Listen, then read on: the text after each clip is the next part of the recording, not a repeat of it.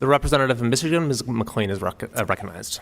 Thank you, and thank you all for being here today. I listened to your opening statement, and we all talked so passionately about what was happening on the college campuses as it pertains to anti-Semitism is absolutely unacceptable, and I appreciate that. However, talk is cheap, and we really need action. So what I'd like to talk a little bit about today is what actual action items, not lip service, but action items have happened. So I'll start with you. President Gay, under your leadership, Harvard has done little to condemn Hamas's brutal murder of women and children, promote Israel's right to defend itself, or protect Jewish students from harassment. For example, I'm curious, what action was taken from Harvard when a Jewish student was mobbed on your campus last month? Action, not lip service action, ma'am. So this specific incident, I've communicated about publicly. So as you may know, that is an incident that is currently under investigation by HUPD and the FBI. Any action? And when that investigation is complete, so you can't we will answer. address I'm it going to through move a on to my student next disciplinary question. Do you have an action item or not as of this time? Was any action taken?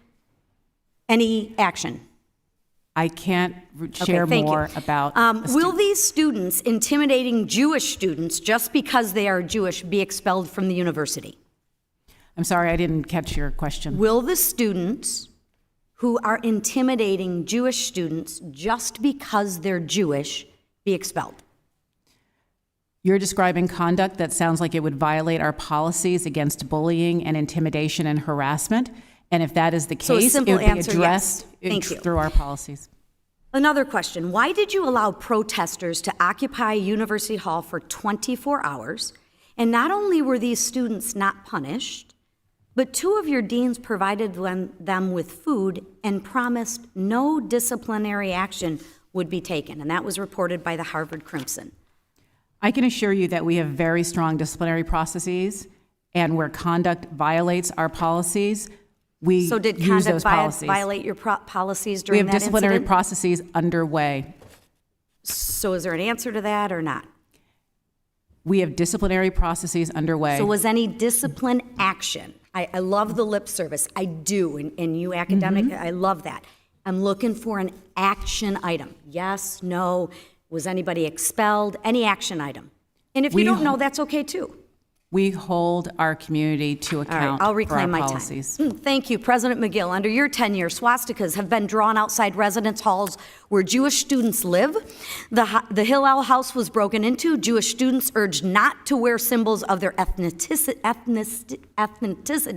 and those same students harassed when they go to collect kala for Shabbat. I will be submitting questions for the record on outbreaks of anti-Semitism at UPenn, and I look forward to your response because obviously 5 minutes is just way too short of an answer. But I would encourage you to give answers. We deserve answers. People deserve answers, not rhetoric, action items.